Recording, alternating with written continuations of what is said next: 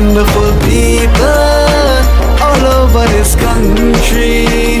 She is a beautiful Guyana will become the next Dubai, and we, the citizens of Guyana, are super excited to benefit from our homeland the same way the citizens of Dubai benefit from theirs. This is what life is like for citizens from the Emirate of Guyana will become the next Dubai. with wonderful people all over this country. She is a beautiful Guyana.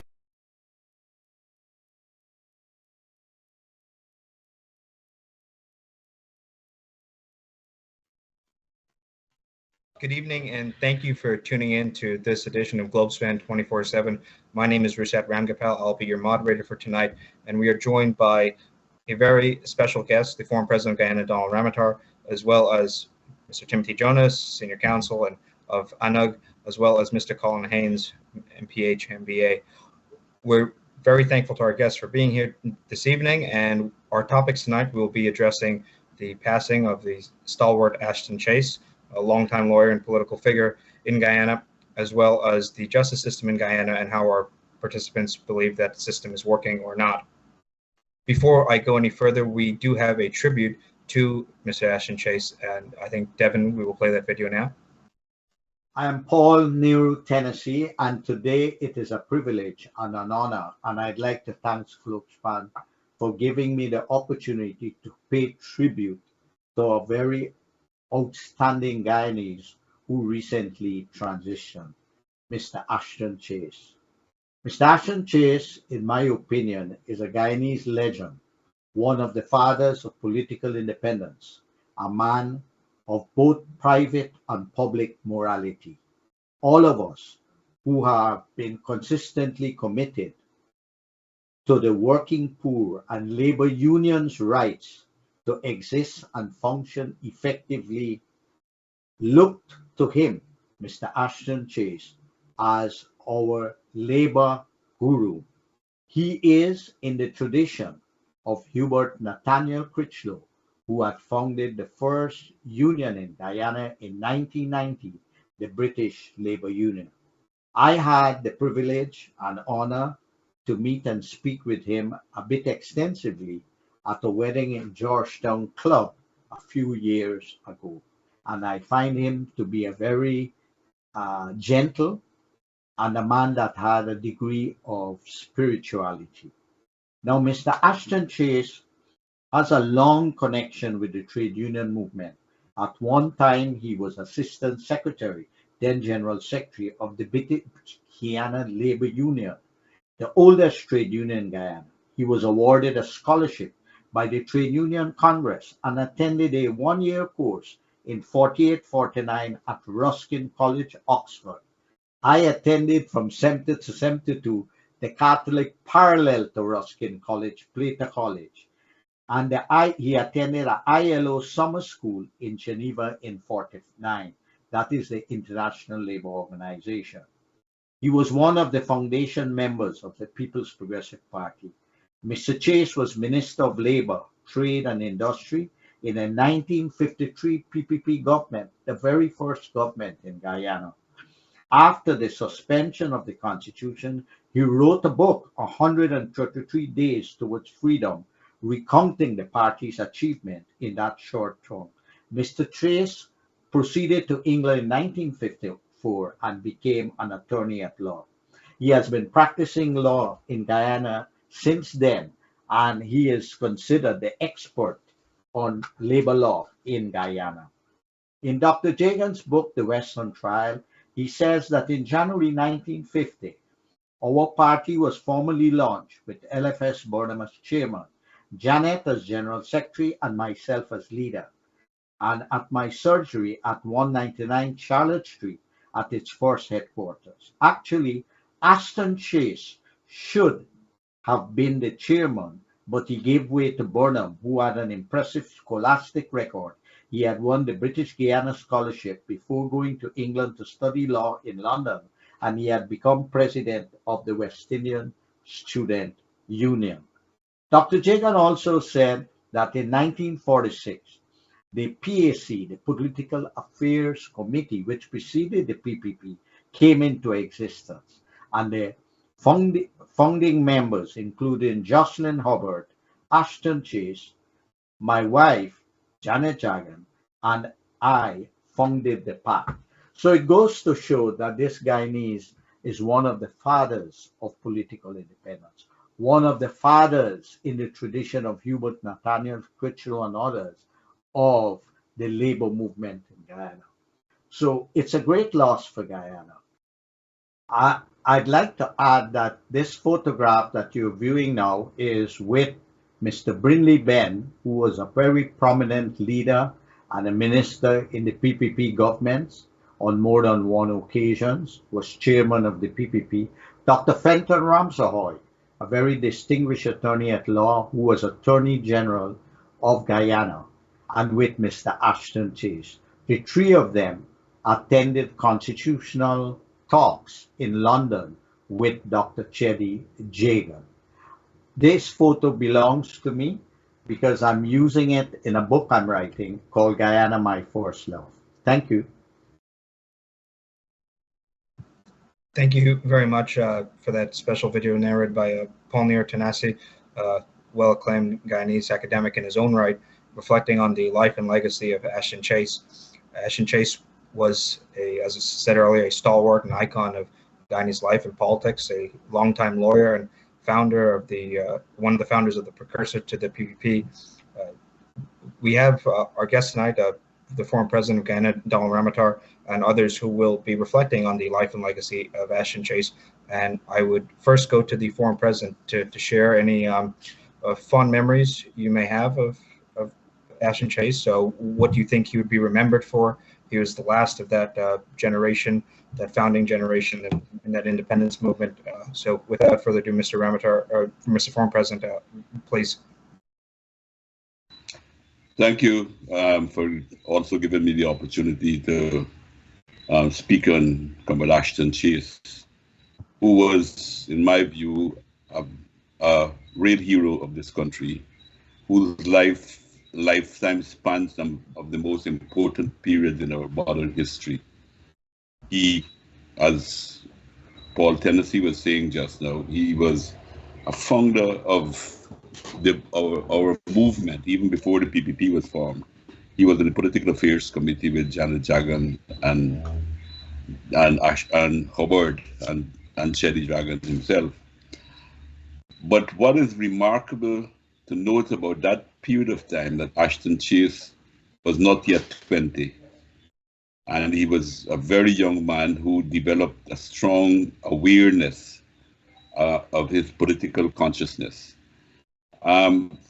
Today, it might be difficult to imagine it, but at that time we were singing Rule Britannia Rule and God Save the King and the Queen. And ideologically, our people were more, we had more strong loyalty to Britain than they had to British Guyana. It is that small group that started to bring about changes, to develop a consciousness and to develop among the masses of the people, a feeling that we need to be free and we need to have our independence, to develop our country for the people of the country and not for the benefit of the United Kingdom, the colonial masters at the time. But the remarkable thing is, as I said, Ashton was very, very young. He was, from the stories that I've heard in the PPP, and I heard this mainly from Janet Jagan, she said that she and Chedi were window shopping in Water Street in the 1946 period, and they saw a book in a bookshop. It was really a print. Apparently, it was a time they were printing and selling the books that they were printing at the same time. And they saw a book by Vladimir Lenin selling in the bookshop, and that encouraged them to go in to try to speak to the persons there. And that's where they met Jocelyn Hubbard. And when they met Hubbard, Hubbard was already an active trade unionist. He was then the General Secretary of the Guyana Trade Union Congress. And they developed a talk with him because they found that his views and theirs coincided completely. And he introduced them to Ashton Chase, who was already working with the Guyana Labor Union, at the time under Hubert Nathaniel Critchlow.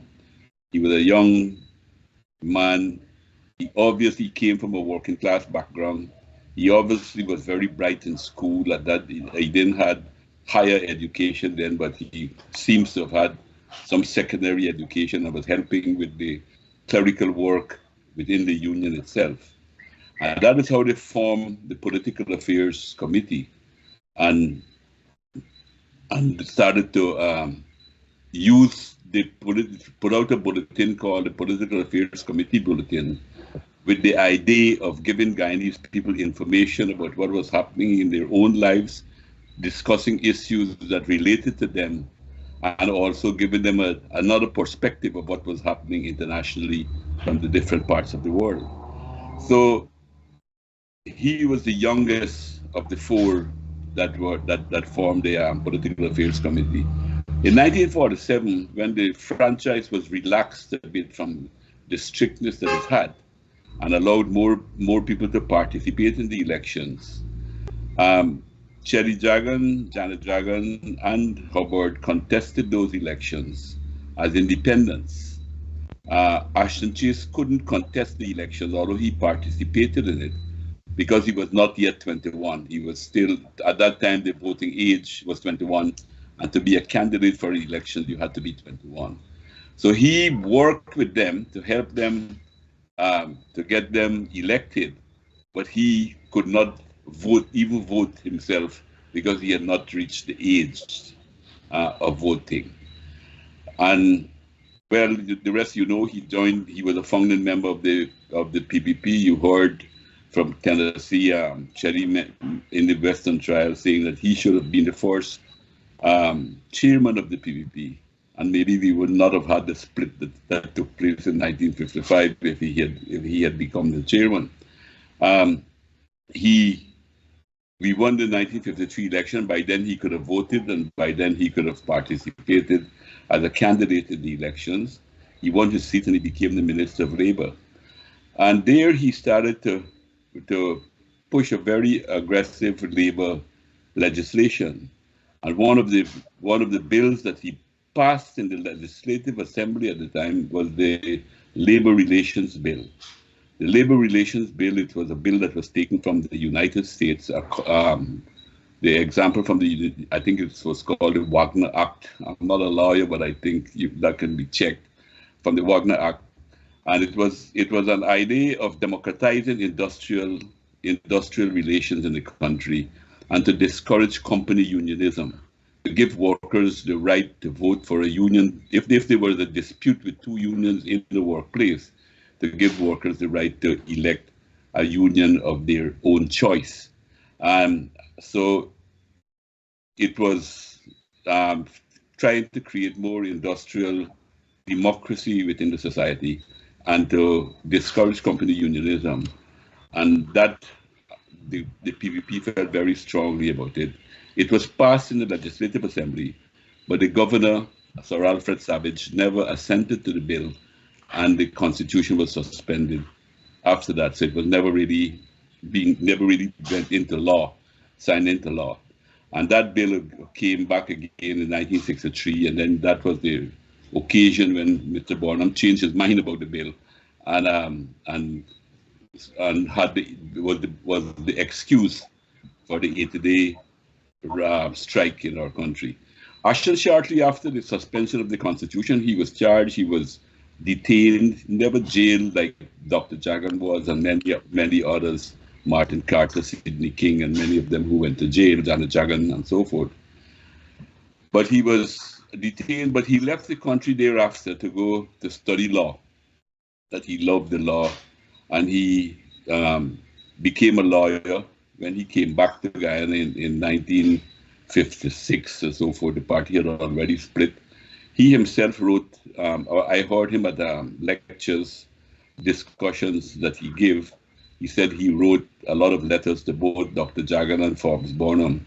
He had a very close relation with Burnham at that period of time, and he seems to have had a lot of influence because it was his intervention in 1953 that made Burnham actually back down when he was demanding after the victory of the 1953 elections to be leader or nothing.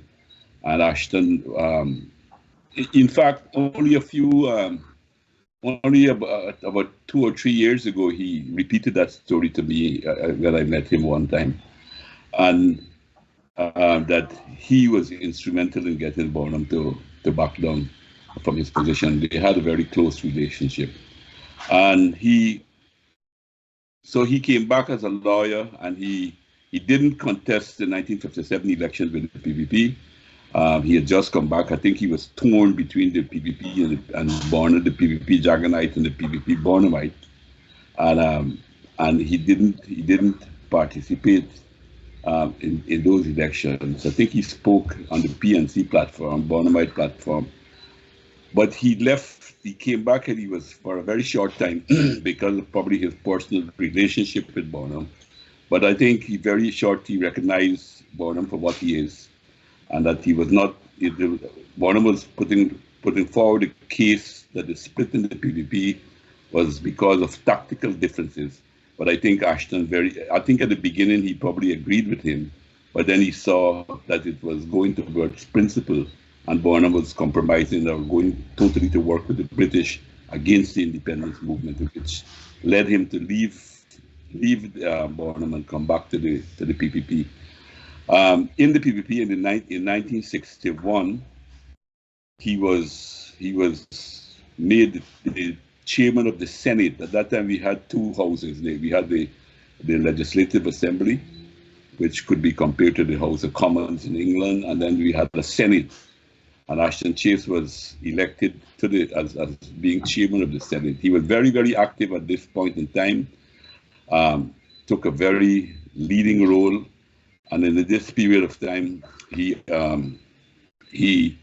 not only was active in the Senate as leader of the Senate, but he also was involved in the development process of the country. In fact, the industrialization process that the PPP started, Ashton Chase was made the chairman of the industrialization committee that they had, and this man, Gavin Kennard, was the CEO of it. And they had a broad board, including business people and others and so forth in it. I believe, if I'm not mistaken, I might be mistaken at this one. I know, I believe David DeCary served on that committee as well. And the first industrial estate in Guyana was the Rumvelt Industrial Estate, which came about by the work of that committee. Ashton played a very, very big role in establishing that. And as Tennessee mentioned just now, he always had a very strong affinity to the working class. And even though his practice, his private law practice, was very successful, and I suppose he was becoming very affluent at the time, he never really made him forget his roots and forget the working class, as so many, we've seen with so many other leaders when they start to make some money and so forth, particularly those in the law, in the legal field, they sometimes tend to forget the working class. But that never happened to Ashton Chase. And he not only continued it with his political and trade union activity, but he was also entrenched in using his legal knowledge to fight for injustices, particularly against the workers. We had the famous T-Mall case, which was one of the landmark cases in labor that he did, but many other cases. He was the leading lawyer fighting. I think Charles Ramsden Sr. participated a lot with him in some of these cases that he fought, and Charles Ramsden can probably give you a lot more history on those cases than I can. But I do know that every trade unionist, and every trade union body, no matter what their orientation, once they had a case, they would go to Ashton and they found a sympathetic ear for him to fight for the cause. You know, he headed the Nazi, he founded and headed the Nazi which is a sugar union, for a long period of time too. But apart from that, he fought some other cases that were more or less you could call human rights. One of the famous ones I remember was the Arnold Rampersad case. He was one of the defense lawyers in there. And I remember used to be going to that case mainly to give solidarity to Arnold Rampersad as a PPP activist. And I used to admire particularly when Ashton Chase and B.O. Adams were cross-examining witnesses. Being a non-lawyer layman, I used to be listening to them, and sometimes I think, why are they so irrelevant? They're not asking the right question. Until they ask the final question, then they see everything seems to be pulled together. And the other thing I admired about Ashton Chase on the floor, watching him perform as a lawyer, was his coolness and his calmness. He never seems to get ruffled. He never was shouting at the witnesses, as some lawyers will do, particularly in murder cases and so forth. I put it to you that you're lying and so on. I never heard him in that mode. He was always very polite and very calm and in asking his question. Even when the witness sometimes could have been hostile, he was doing that. So he was involved in a lot of cases. He was an intellectual of a different sort. Like most of the intellectuals who came up in the PPP at that time, very few of them were educated at universities, but most of them were giants in their own ways when you look at the works that they produced. People like Ram Karan, people like Sidney King wrote a lot in that period of time too. Martin Carter, I believe, I mean, this might be debatable, but I think he wrote his best poems in that period of time too, the poems of resistance that he wrote. And many of the other intellectuals at that time, they were the intellectuals that formed our movement at the very early stage had a distinction from, let's say, the Caribbean, where most of the leadership of the political parties were lawyers and people who studied in England, doctors and so on, highly educated people with university. These were people who were largely self-educated. And I think that was what was so different about the PPP and many of the other political parties in the region at that period of time. And he wrote profusely. You mentioned his first book that he wrote, 133 Days Towards Freedom, recalling the achievements of the PPP and government for 133 days before they were thrown out from April to October of 1953. But then he wrote the history of trade unionism in Guyana, and he wrote about the Caribbean trade union movement. He was instrumental in establishing the law school, I believe, for the region. He played a very big role in that. And he was also influential in the Caribbean labor movement, particularly from its legal perspective and so forth. So he lived a full life.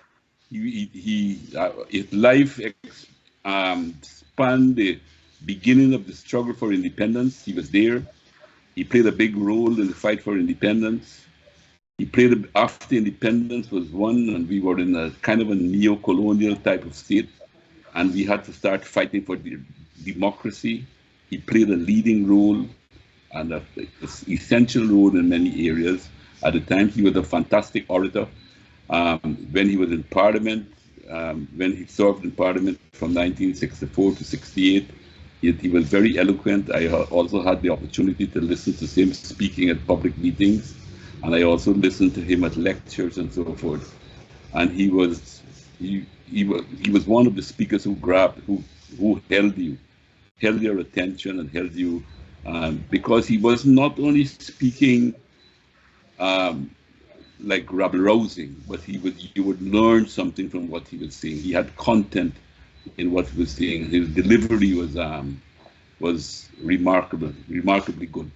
I don't know if it had to do with his training as a lawyer, but I think more probably that combined with his profound knowledge of the subjects that he dealt with that made him such a very powerful orator in his time. And so I think he wrote a lot. He was the campaign manager for the PPP in the 1964 elections. He was a tremendous organizer and a very, very hard-working man, a man who could not be considered to be lazy. And I would also say that he was extremely modest. I think probably that he was modest to a fault.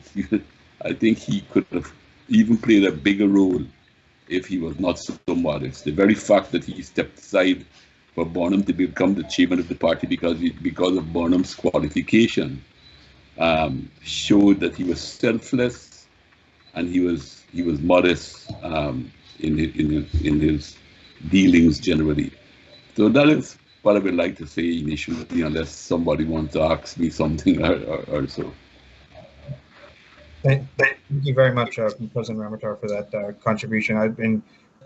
I just sat back and listened to that, and it was wonderful listening to you recount the life story of Ashton Chase, but also in doing so, the history of Guyana. And it was beautiful to listen to, as you said, when you listen to somebody who is saying something of substance in history, it's always worth listening to. And I hope our audience enjoyed that, because it's a rare moment you get to hear from a former president of the country speaking, reflecting about the life and passing of one of the independence figures. Listening to the former president speak just now reminded me, my Aja, Lalta Ramgopal, knew Ashton Chase very well. They were both lawyers of the same generation. And much of my Guyanese history I learned by listening to my Aja, tell me stories as I grew up. And the names like Ashton Chase and some of the others that were mentioned just now used to come up very often, always in deep admiration. And I'll move on to Mr. Jonas, who is a senior counsel. Before Timothy comes on, I want to say I knew your Aja very well too. He was head of the RPA, the Guyana Right Producers Association, for a number of years, and he was also a successful lawyer in Guyana. So I just wanted to tell you that I didn't realize that you were his grandson. Just to say, I knew him pretty well at that time. I think he took over the leadership of the RPA from Dr. Jagan himself, if I'm not mistaken. Might be. It would have been back in the 1960s. My Aja was under the RPA back then. Yeah, I think Chelly was head of the RPA, but when he became premier, he gave up or before he became premier in 1957, he gave up the position because he went into government. And I think your grandfather, either your grandfather or somebody else took it over, then your grandfather. But he was he was a dynamic head of the Rice Producers Association for a number of years. He was from the West Demerara, am I right? Was it? No, there's another one. There's another RPA man who was from the West Demerara. Yes, well, thank you, Mr. President, for those kind words and reflection. I really appreciate it. But as I was going to say to Mr. Jonas, Ashton Chase was a well-respected lawyer. I mean, as I was saying, I remember my grandfather telling me stories, my Aja telling me stories growing up. He was a senior counsel, just like how you are today. And I was wondering, as a lawyer, when you were up and coming in Guyana, how did you look up to Ashton Chase? If any memories you may have of him, or aspects of him that you may have looked up to as a young lawyer in Guyana, and somebody who is today a senior counsel, a title that he held. And if I may say so, that Ashton, if you look at the life story of Ashton Chase, he's somebody who was not given the senior counsel title until after the change of government. And it was speculated that, for political reasons, even though he deserved it beforehand. And there was reporting that you were in a similar situation just a few years ago yourself. Rosette, it's odd that you structure your question like that, because while President Ramatar was speaking, I internally was learning a lot. I was hearing what he was saying, and I was learning a huge amount that I didn't know before. But what was resonating in my mind is how cyclical events are, how events seem to repeat themselves. I heard the account of the charges laid against Chedi, Janet, Sidney King, and apparently Ashton Chase got off by the skin of his teeth. But those charges were laid by a government that had control of the prosecution machinery and were clearly political. And then, as you mentioned later in his life, Ashton Chase received silk in 1985 after Burnham died. So you have a man who is clearly entitled, clearly eligible, clearly extraordinary in his field, and is practicing law throughout the 60s, 70s for nearly 30 years, but having taken a position contrary to the government of the day, and therefore apparently, and I don't know this, but I'm just looking back, possibly doing revisionist history, being excluded because of his perceived political affiliation. That certainly had to have taken courage on his part, but again, you see a vicious cycle continuing. I knew him in his later years as a professional. I was admitted to the bar in 1996, and Mr. Chase had already by then demonstrated his prowess and could rest on his laurels. What I also find interesting is that by then he had retreated from political life, ever since had retreated from political life. And I wonder, after his proven loyalty, after a brief foray, as President Ramatar described, with Burnham, and probably, again, I don't know, but revisionist history, I'm speculating, recognizing Burnham for what he was. And I agree with Mr. Ramatar on that. Rising above the ethnic pull and the loyalty with which that has engendered in Guyana and led us into all kinds of problems. And going back to Chedi, who no one can dispute was a man of integrity who really tried his best in a hard circumstances. That had to take courage and showed loyalty, and you can only admire that. But clearly, something happened to make him pull back from politics, make him pull back from being in the middle, trying to be part of that administrative structure. I don't know why, but I do see the frustrations that must accompany dealing with a steady decline in skills, in morals in our society, a breakdown in our structures. I knew him to be a soft-spoken, I use the word dry lawyer. He wasn't loud and spectacular, and he wasn't belligerent. He spoke quietly. He did his research. He was meticulous, and that bravado wasn't there. So he was about merit and content rather than show. And he was competent with what he did. And you could only respect someone like that. I believe he has lived a full life, and we all must at some point move on. But certainly in the span of years that was afforded to him by the gods, he certainly made the most of it. And I'm sure he can look back with some amount of pride, probably more than most of us at the end of that span of years. Thank you very much, Mr. Jonas. Mr. Haynes, I'm sure you have a lot to say after absorbing the wisdom of the former president and the contribution of Mr. Jonas. So, Mr. Haynes, I'm sorry to have you waiting for last, but we saved the best for last. So, Mr. Haynes, your reflections on Mr. Ashton Chase. Thank you, Rosette.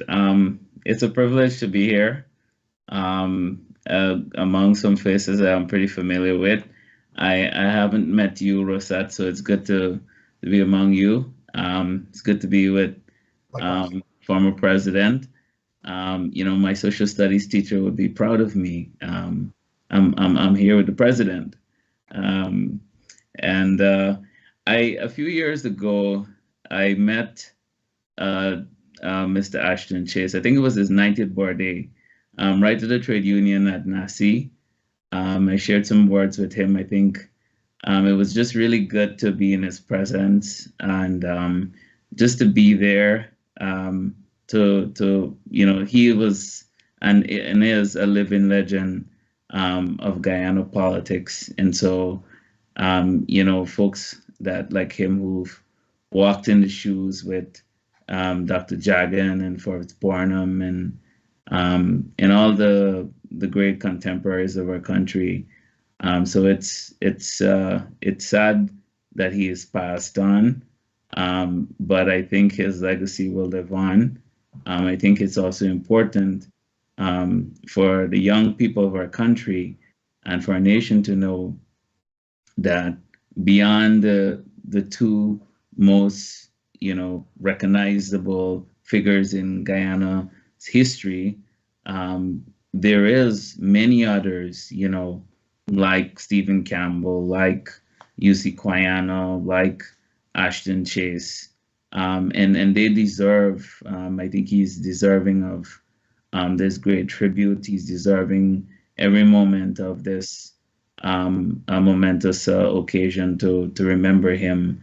I think that one of the things we can draw from this is that I think that throughout all of our schools or educational system, everywhere, I think we need to spend more time learning about these contemporary figures, integrating them into our history, because it's very important that their contributions are not lost, are not run to waste. Especially, I know he's talked about, he's written a book.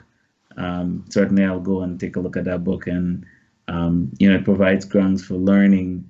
And like I said, for many of us, like even being here, it's just a social studies lesson hearing the president, who's had so much of history, to be able to, walk us through the life of an individual, for many of us who haven't been there. So again, it's a wonderful, on behalf of myself, my family, we are just saddened for his loss. I think we've lost a living legend, and may he rest on and may his legacy live on. Thank you, Mr. Haynes. Now, I have a follow-up question on that I'll extend to everyone. But before we go further, when we talk about remembering him, I want to mention that on Thursday, which is on July 13th, tomorrow at 6:30 p.m., I see that the PPP is having a remembrance ceremony at Freedom House, Robb Street, at 6:30 p.m. So for our viewers in Guyana who may be interested, that is happening, as well as the farewell, tribute, and reflection at the Parliament Building will be on July 14th, and the cremation will be at Good Hope. So as well on July 14th, the tribute and reflection will be at 10 a.m. and the cremation will be at 1 p.m. So for our listeners in Guyana who may be interested in attending a ceremony remembering Ashton Chase in person, I just wanted to share that information. But we're talking just now about remembering figures like him. As I was listening to the former president speak, especially, and I just want to say again, we are so honored to be graced by someone like the former president Donald Ramotar, and Mr. Haynes talked about textbook of history. It's almost as if we have a living textbook with the former president's presence, because he could speak about the history of the country from rote, from memory, because that is his lived experience. And sometimes I think we forget that there are individuals among us, like the former president, like Ashton Chase, who lived through this iconic period of history. And I want to talk about moving forward. How do you think we make sure that the next generation of Guyanese, Guyana is a country undergoing a transition right now, how do we make sure that the next generation accurately remembers these figures, reflects upon them, and appreciates their contribution?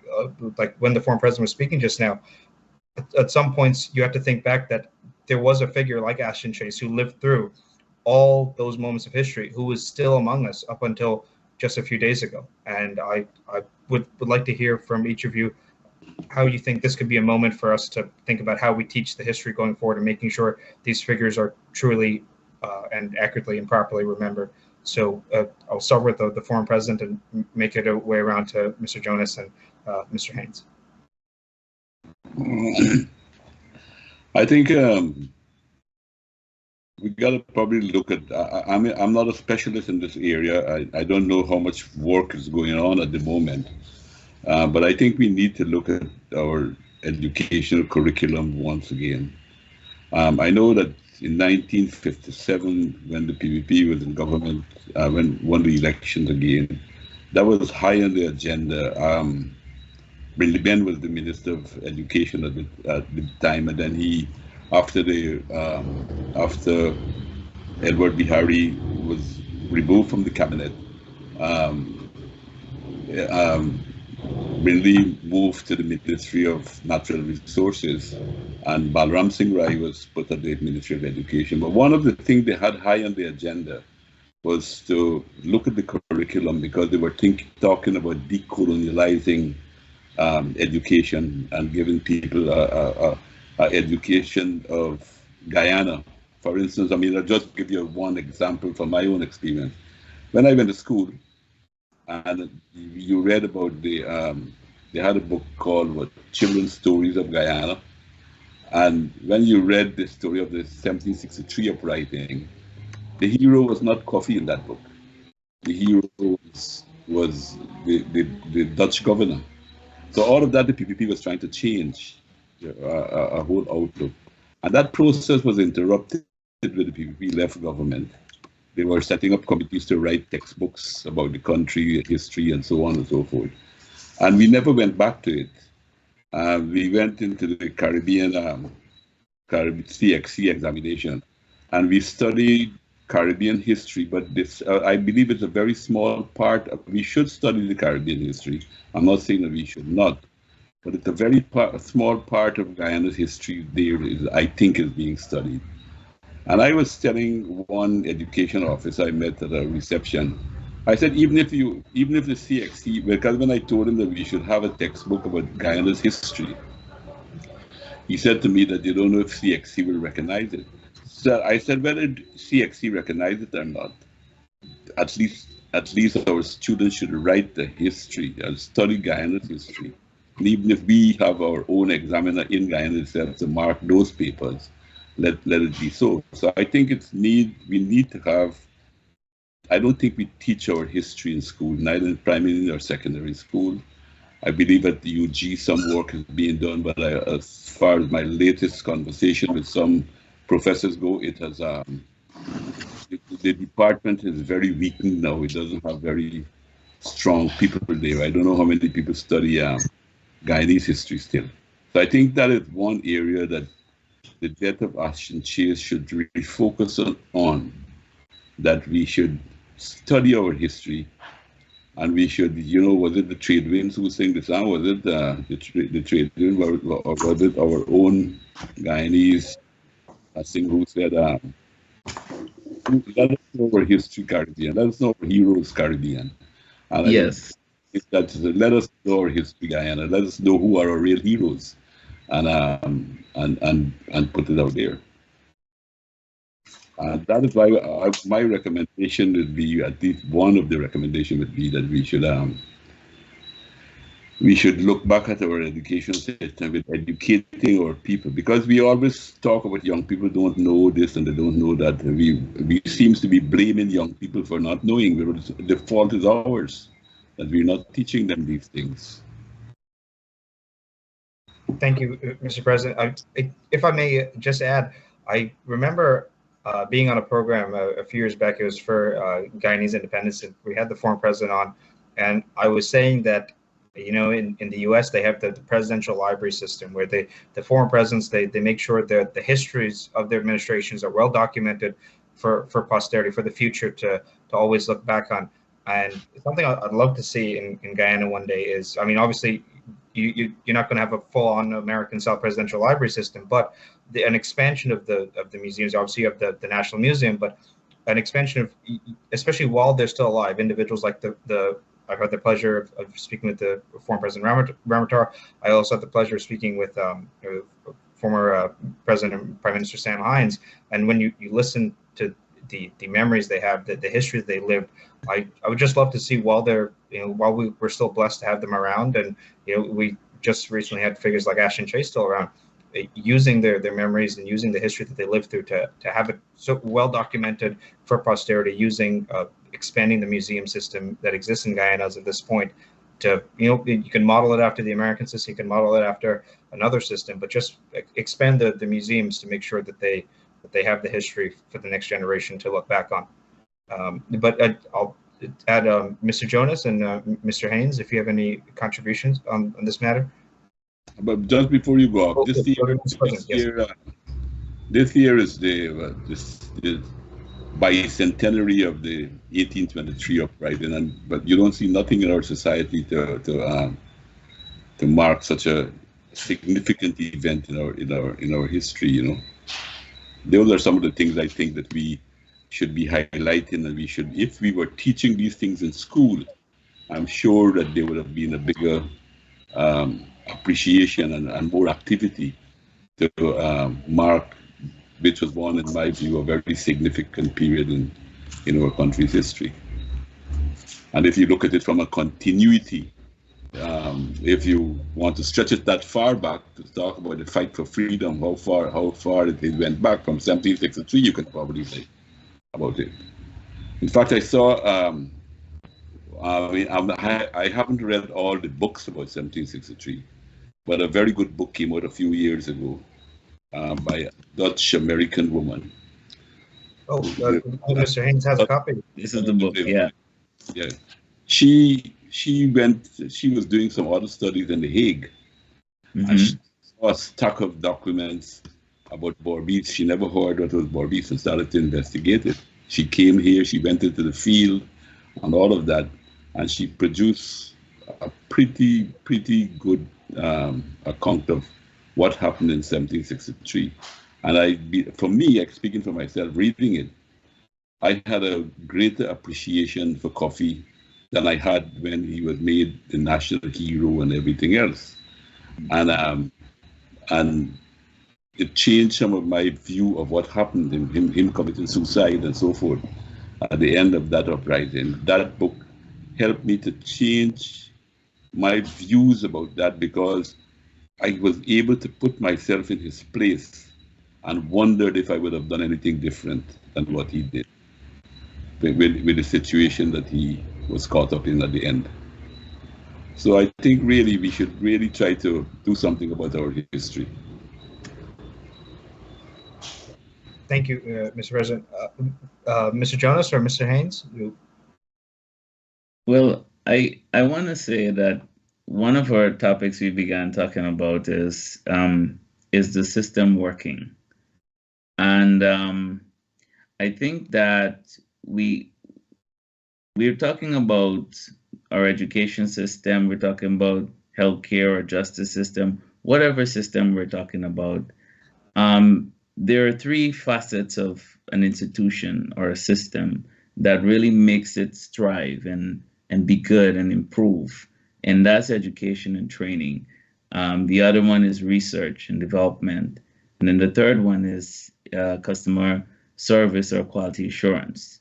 So, you go to most big institutions or universities, I'm sure, Mr. President, Timothy, Rosat, we've all went to these academic institutions, and you see how, when attending them, how robust it is. How a student can come from any part of the world, and you can drop them into that institution or drop that into that system, and the system works.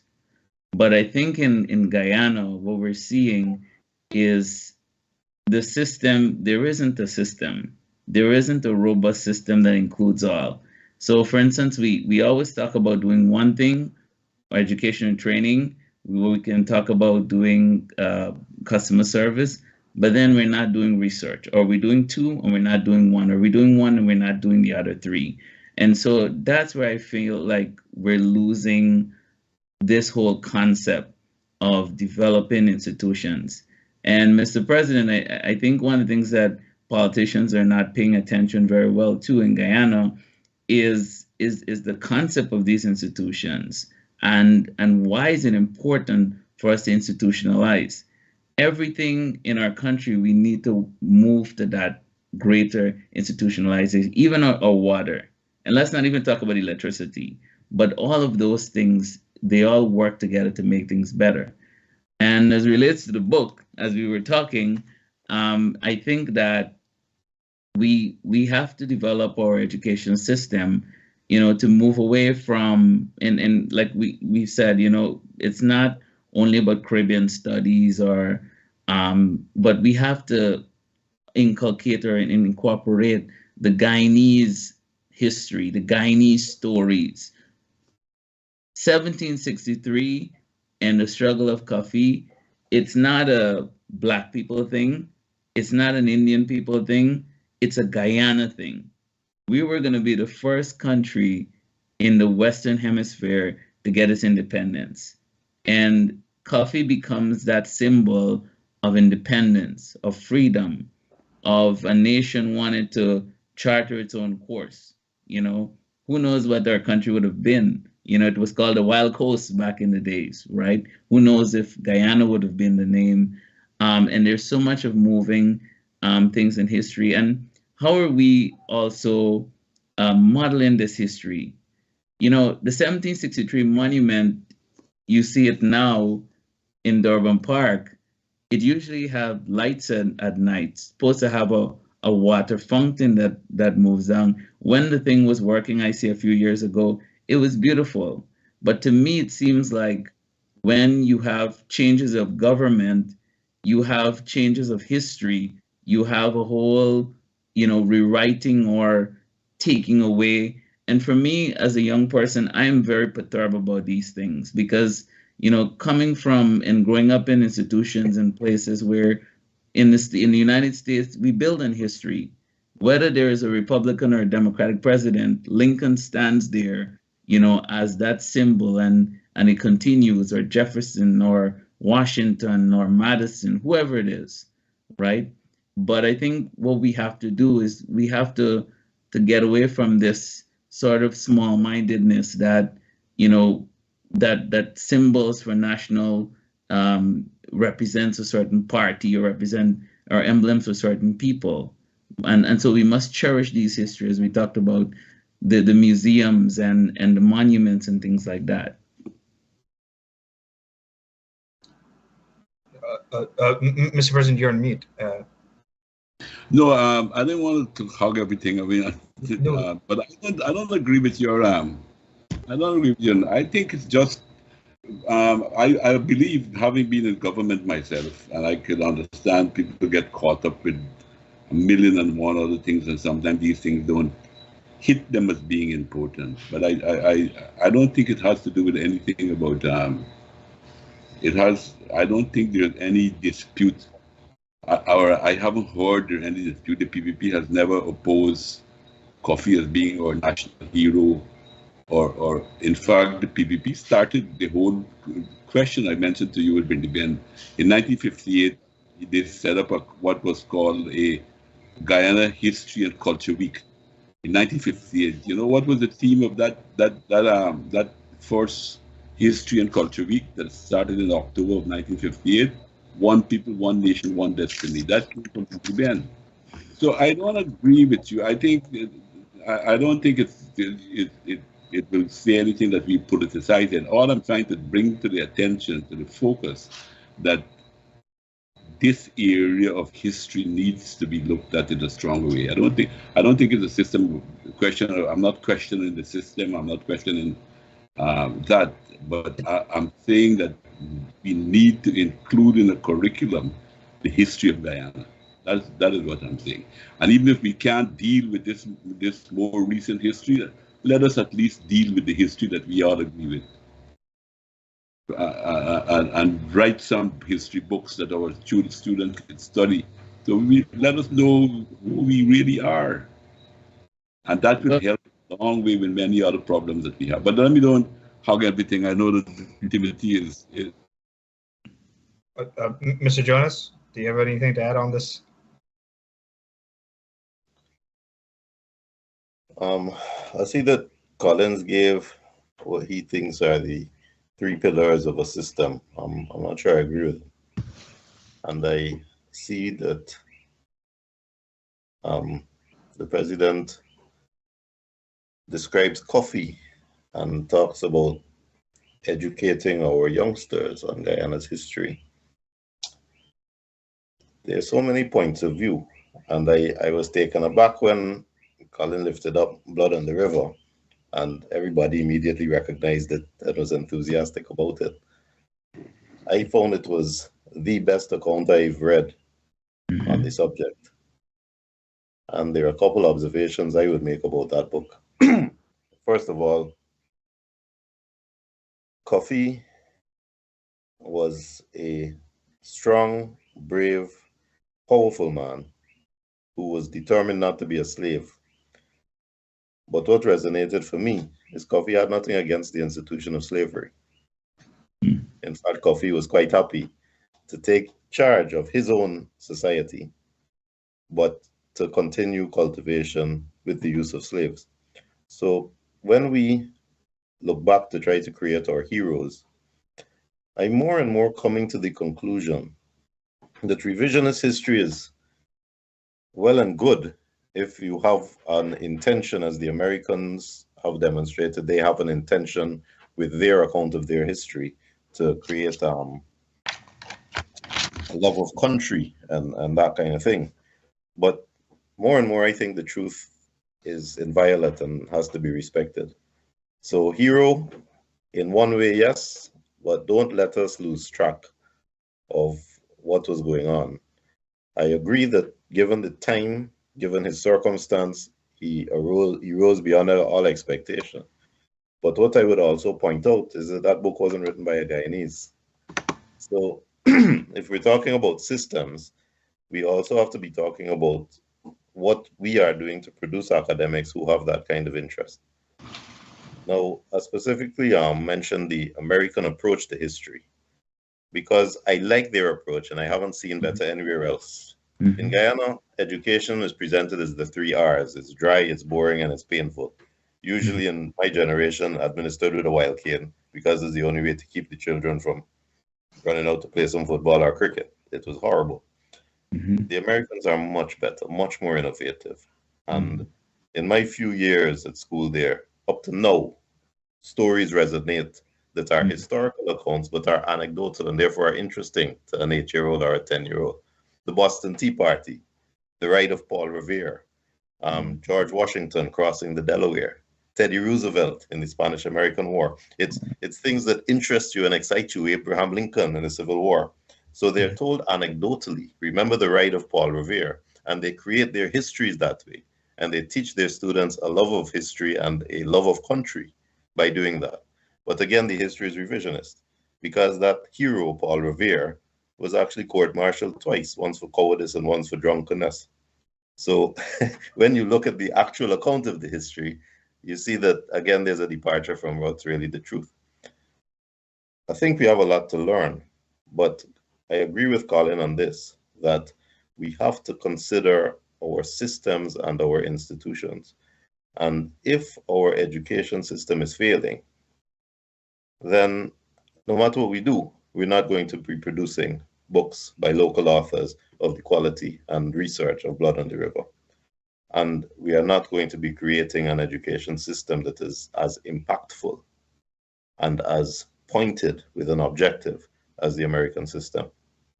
So there's a lot to be done, but it's about systems.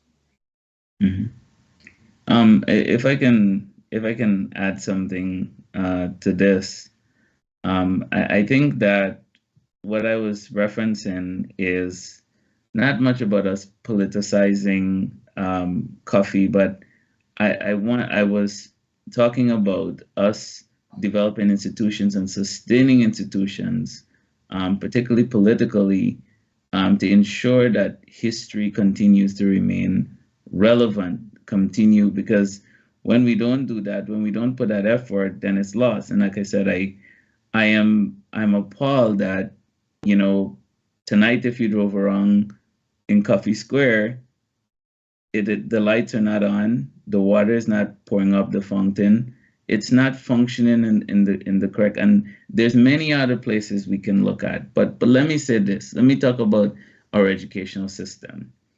I think we have this outdated system, the British system. The Brits even changed their system, by the way, many years ago. And it's one that, you go to school, you learn. We all been there, Timothy, myself, Mr. President. I'm not sure if you went to school. You're not taught to analyze, to understand. One of the comments I make from time to time is, you see all these students are taking 15, 12, and 20 subjects. I don't think the human mind can do that. You can't be good at 15 to 20 things. And what we're seeing in our education system, there is an emphasis on how much subjects you can write. But when you go to college, when you go to that lecture hall at UT or Harvard or Yale, nobody cares about how many subjects you have. You're now sitting there, or Stanford, or let's even Cambridge, wherever it is. You're now sitting there at a plain level field, and your ability to collect that information and analyze it, and then apply it is relevant. Now let's look at some cases where I've had interactions with public service.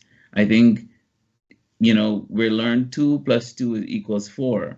But if you come with 1 + 1, then that sort of creates a problem. So we've learned one linear line, but if the line becomes dotted or the line becomes crossed, how do we get around that? And so I don't think our education system is presenting and preparing our young people to be able to be conflict resolving, because the world now is full of different problems, and they're complex, and they don't appear in a textbook.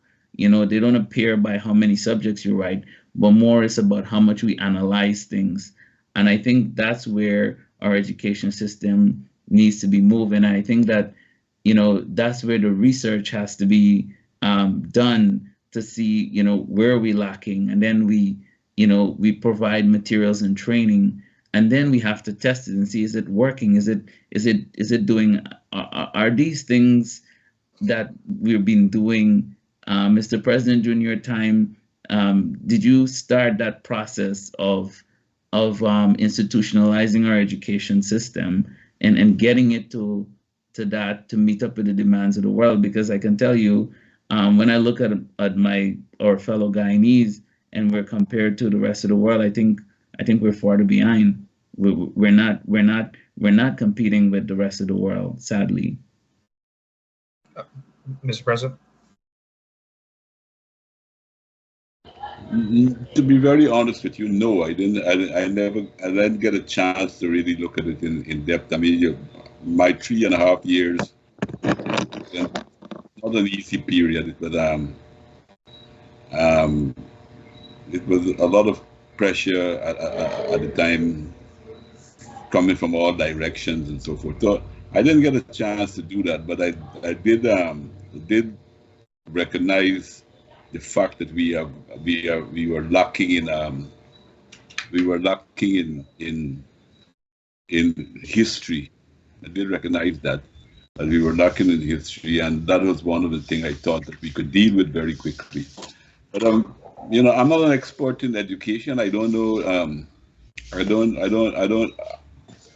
don't know what the education system seems to be putting out is trying to improve education, trying to improve people's capacity, make them better in mathematics, and English, foundational subjects, and so forth.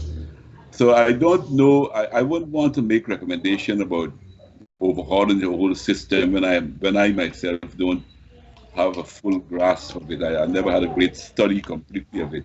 What I do know is from the 60s, one of the reasons that the University of Guyana was created was to try to deal with the colonial type of hangover that we had. Because part of the problem, if you look at that period, is that the PPP was trying to make changes in a certain direction, to go in a certain directions to help people generally. But the whole bureaucracy was more aligned to the British than it was to the government of the day. It was more, the bureaucracy was more geared to create black and brown Englishmen, and not necessarily to create Guyanese as such. And that made the bureaucracy very, very hostile to the PPP government, as was the more wealthy people at the time, the few big business that we had. They also saw their future with colonialism and not with the national government at the time. So I think that was one of the reasons that the PPP was going to reform education, and one of the reasons that it established the University of Guyana and staffed it with progressive lecturers to try to give people a whole outlook. At that period, they started a program that was called Guyanization. Even that was opposed by some of the local people. Calvin Kennard became the head of the committee because of the fight for that. But there was one case in the post office where one Guyanese was qualified to take the position, but the trade union headed by Andrew Jackson opposed and agreed to want the British to come and take the job, even though you had qualified Guyanese. So I know that there was this whole question, all of which was interrupted. Because after the government changed, a lot of those lectures was dismissed, went away. A lot of the change, Clive Thomas was identified to be the first governor of the Bank of Guyana, and that all of those things were changed. And we never really got back to it in a serious way. That is my position with many of these things. Now I think what was happening in that period of time that I think got interrupted is that there was a strong attempt to create C.V. Nunes was another person who was not being given enough credit for what he did with the educational system in Guyana. But what was the whole idea was to create a more patriotic type of education, because we saw that what we had to deal with was not adequate to bring the changes of what the society really needed. That the British had trained people to run countries more or less how they would like them to run it, and not necessarily for the benefit of the people inside the country. So I would, if I am going to participate in a big discussion about all the system, I think I have to educate myself a little bit more technically. But I can tell you broadly what was the objective at that period of time. Thank you, Mr. President. If I just add a few things that came to mind as I heard the president speaking. Mr. Haynes was talking about when you attend, elite institutions. What do they, what type of education they offer? Do they care if you have certain subjects or not? I'll just say, I had the pleasure of attending King's College London for law school, and when I was there, I always, as a kid growing up, you always look for whenever Guyana could be mentioned in any way as somebody of Guyanese descent. And one of the few times that I ever heard an American or British lecturer mention Guyana was when they were teaching the history that the former president in our presence tonight made. It was a constitutional law class where they were teaching about the power of proroguing Parliament, and they taught the former president Ramatar was the subject of the whole lecture, and what he did then back in when he was president, and his use of the constitutional power to prorogue the Parliament, because at the time that I was in law school, that was the most recent appropriate example they could use, and we studied it and we looked at how he used his power, and he used it accurately. As I said the other time I was on a program with the former president, just a short period of time after that lecture, both Prime Minister Boris Johnson in the UK and Prime Minister Justin Trudeau in Canada both used their authorities to prorogue Parliament in their respective countries. So when we're talking about making history and Guyanese history, the former president did make history that should be studied with what he did there. But two things I would say about that. The hypocrisy is amazing, because Canada, under the previous prime minister, what was his name? Stephen Harper. Harper prorogued his parliament 4 times. Yeah. 4 times. And why did I prorogue the parliament? Why did I prorogue the parliament? You've given me the opportunity. Let me just say it very quickly, although we were supposed to be talking about Ashton change. But why did I do it? Because when the no confidence motion was put in the parliament, it was put it was proposed and seconded by the AFC. The PNC didn't second it, and it wasn't the PNC or UPNU that voted for it. So I thought by proroguing the parliament to give us an opportunity to talk, to see if there's any way we could find compromise and move forward. And that is what I tried to do. When I met with the opposition leader, Granger, at the time, and we had the conversation, I asked him what he thinks we need to do instead of going back into elections. He said he needed local government elections. And I said to him, well, you're pushing at an open door, because I promised local government elections when I was going into the elections in 2015, but the way the PNC was behaving, I couldn't deliver on it, because I was expecting them to vote against me anytime to bring me down with a budget and so forth.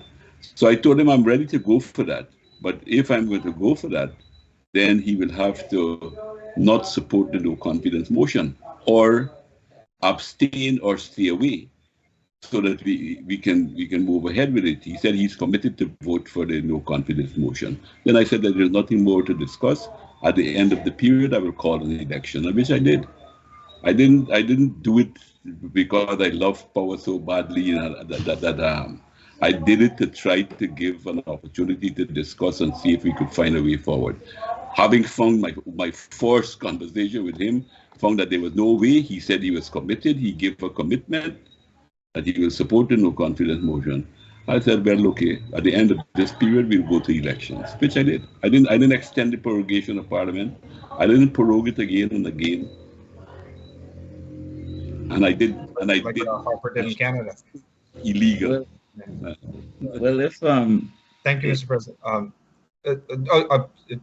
Was that Mr. Haynes or who was yeah, that? I just wanted to make a comment in regard to that, because if you can make it a bit quick so we could move on to the next topic. So I just wanted to say, Mr. President, I found it very ironic because, over the years we've seen, the PPP has the most control in NDCs.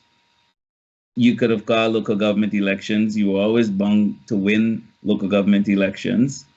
The statistics were always in your favor, but it wasn't done. Again, that's a more important institution. It's the institution that touches the people at the basic level. At the basic level, people want representation and that kind of. If you don't mind me stopping you and try to give you a very quick explanation. It is a little bit unfair to say that. Why? Because after the 1997 elections and all the turbulence that we had, and then we decided that PPP agreed to cut its life by 3 years. And then we say we will have a new constitution. In the new constitution that we had, we said that we will have local government election on a different basis, not on the same basis. But the constitution did not elaborate what that basis was. So that left that for negotiation. And unfortunately, it took that long time for them to negotiate the thing with the PPP and PNC. Sometimes they weren't meeting, sometimes the political situation distracted them, and the teams that were supposed to meet were not always meeting, but it was both parties involved in it. Finally, when they agreed to this in 2008 or somewhere around that, when we had all the agreements on the matter to what the system would be like, it was the leader of the opposition, Robert Corbyn, who then approached the then President Bharat Jagdeo and asked him not to hold those elections. And then it came over to me to hold those elections, and I was the only person with a one-seat minority. And if you look from 2012, we had agreement with the PNC in as far as the budget was concerned, and they reneged on it the next day or the same day. The afternoon we announced that this is what we agreed with the PNC, and the same afternoon they reneged on it, created a problem in Linden, and so after then, it was clear to me that I wouldn't last the 5 years. That is why, if you would notice that every single budget I bought from then on was at the last possible legal date, because I was expecting that they're going to vote down my budget and send us back to elections. Because it is very clear that they were, even when they made agreements, first of all, it was very difficult to get them to get agreement. I mean, how could you explain them voting against the anti-money laundering bill? How do you, okay, you might say you might want to find some excuse to say they voted against the Amila Falls. I don't think there was an excuse in that either. But it is very clear to me that so I could not, in fact, I told that to Granger.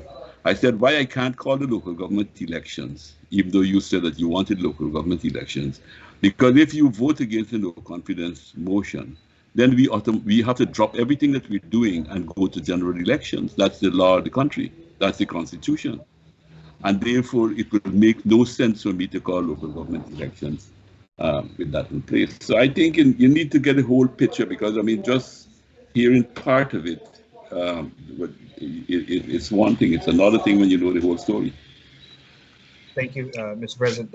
It's a pleasure just to listen to the president recount, the wealth of knowledge and life experience he has, and just goes back to the overarching point that I was making earlier, that when we do have figures like Ashton Chase recently passed away, or former President Ramatar still in our presence, it's important to get that history documented so that we could pass on. I hope the for a long time to come.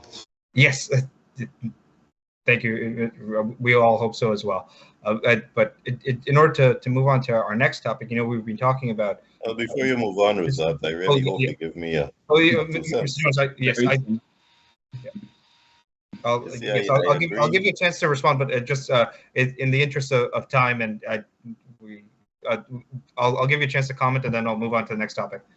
I agree with Mr. Ramatar that he stepped in at a time that was extraordinarily difficult. He's our first president to have been in a minority government facing a hostile parliament. That was an impossible situation. But we started out this program talking about the irony of cycles and how everything is circular and how history repeats itself. And Mr. Ramatar himself pointed out that Ashton Chase was pushing a Labor Recognition Act back in the 1950s and 60s that was passed by Parliament and then wasn't assented to by the Governor General, who was hostile to the Parliament. And history did repeat itself when, during that period of a difficult presidential tenure, Parliament passed legislation that lay on the desk of the president and was not assented to. So history was repeating itself. But all of this comes back to systems, which is what Colin and I are here to discuss. Because Guyanese have always said the president has got too much power. And one of the powers of the president that existed with the Governor General under a virtual dictatorship in a colonial system, but passed on because Burnham enjoyed it, and then was not changed by Chedi, was the power of the president to decide he can sit back, decline to assent to a bill, and that bill can languish indefinitely until it's challenged. Now that power should have been taken away. It shouldn't have succeeded independence. If Parliament is to be independent, it must pass laws. Even after the 1997 fiasco, when the two large parties met to pretend to constitutional reform, they didn't change that. And we've seen the end result. So if we're going to discuss systems, one of the systems that does need to be changed is at the constitutional level. The president shouldn't be empowered by mere inactivity, not to assent to a bill that has been passed by Parliament having considered it, and therefore defeat the purpose of Parliament.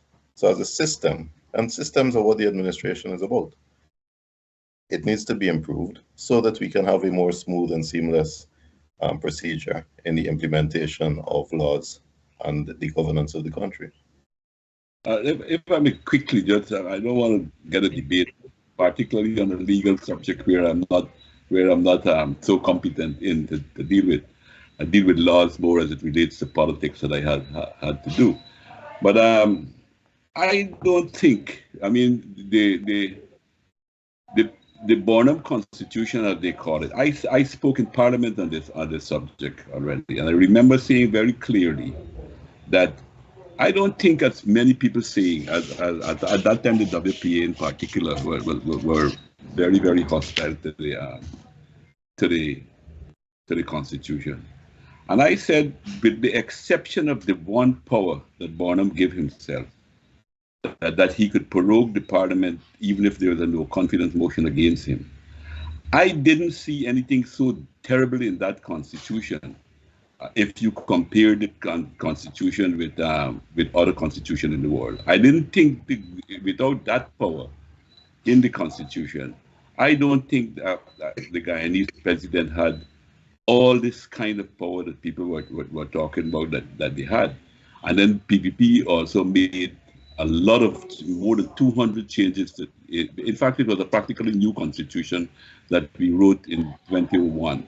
The only reason that we didn't go to a referendum is because the only thing we had to go to a referendum for was to change the name of the country from a cooperative republic. We had all agreed at the committee level that the calling it a cooperative republic was a misnomer, that they were not very much cooperative, wasn't playing such a big role in the society, that we should just call it the Republic of Guyana. But to spend millions of dollars, or probably $1 billion to go to a referendum for that, I think we all agreed that it wasn't probably worth the while. So the name was remained as the Cooperative Republic of Guyana. But I remember this constitutional expert from South Africa came here. The UN were bringing these people to have discussion in that period of time. Jeffrey Sachs came here, and he had a meeting with me. I was then General Secretary of the PVP at the time, not President. And he said to me, "You have a very, very good constitution here." That's what he told me, with the exception of this law that the PNC had.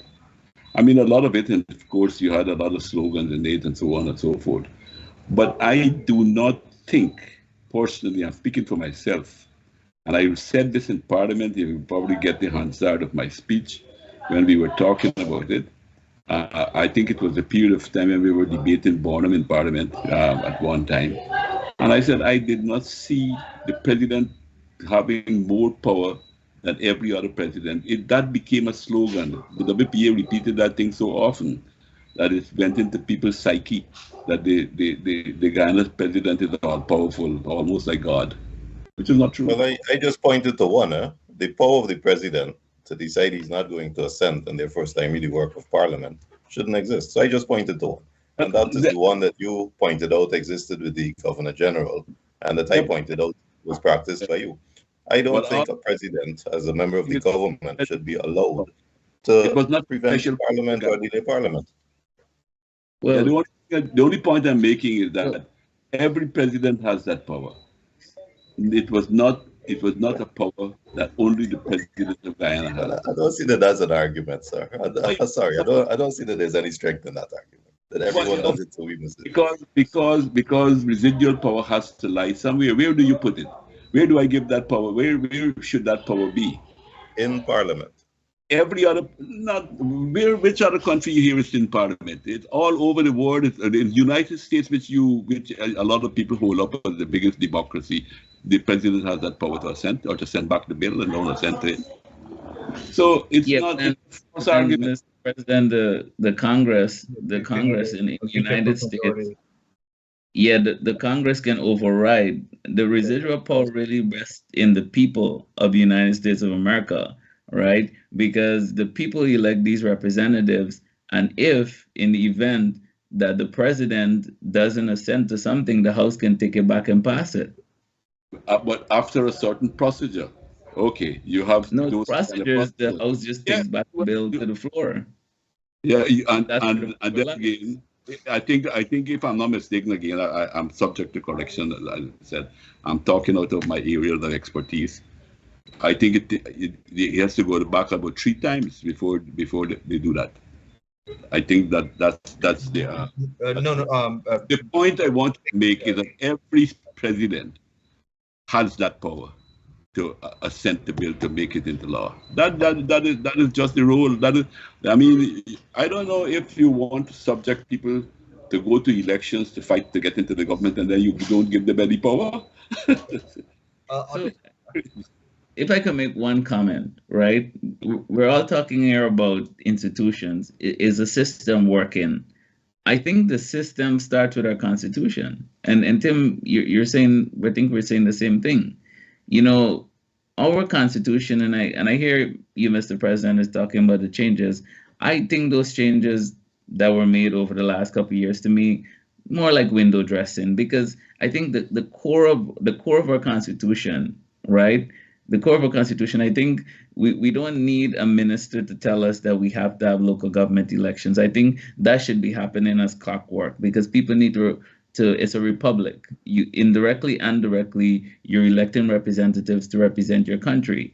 You know, there's a lot of things that the Constitution still provides to me, that red tape and that extra work that you and the cabinet have to go through. I think some of those things can be decentralized, and you know, we can move the country more into the institutions and let it work. Free of political interference. I mean, look, let's take for instance. Constitution also has to do with some of the people who are managing it too, you know. But let's take for instance, a lot of people talk about the Westminster system and the Westminster system and that is all of that, what system we should have and so forth. But I will argue, I will argue, if you want to use a strong word of numbers, a dictator and what have you, although he was not I think you have to make a qualification for that. He was not a dictator like the Pinochet style and so forth, but he did have some strong dictatorial tendencies. But I will argue that he did not, unlike what the WP, and most people still do argue today, it was not Bonham's constitution that made him a dictator. He became a dictator under the Westminster Constitution. So I also think that who manages the Constitution and the mindset of those persons and so forth, and political parties and so forth, is important. And it has a bearing on things. Bonham did not become a dictator in 1980. He became a dictator long before that. He became a dictator from the time he started to rig elections in 1968. I don't think anyone is suggesting otherwise. And I don't think anyone is suggesting that the Constitution empowered in that way. What we are saying is that the Constitution certainly consolidated some powers. And when you talk about the power to assent, it's not a power to assent. It's an act that is automatic. It shouldn't be discretionary. So when the Queen assents in England, it's not because she has the right not to. It's because she got to do it. It's sent to her and she must assent. And the same thing here, the intention for a separate and independent parliament and the Westminster model that you're talking about must be that nobody in government can stymie the work of parliament by simply resting on their laurels and declining to sign a piece of paper that they have no discretion not to sign. That's all it is. Well, then you have to change the system. So why don't you get rid of the presidential system? Well, I think you have to change the system. Why don't you get rid of the presidential system? I'm saying once you have the system, it is not abnormal and it is not specific to Guyana. I will say all, but I will concede maybe some people got some modification, but most of the countries that got the presidential system, that residual power lies with the president. I had wanted to let the discussion be free flowing. I didn't want to interrupt because it was a very healthy exchange there. But I just say, Mr. Jonas is, one of the bright individuals in Guyana's political future, hopefully. So the changes that he wishes to be seen, I wish him all the best in that. And the former president is I would say he did a great job with the system that existed at the time.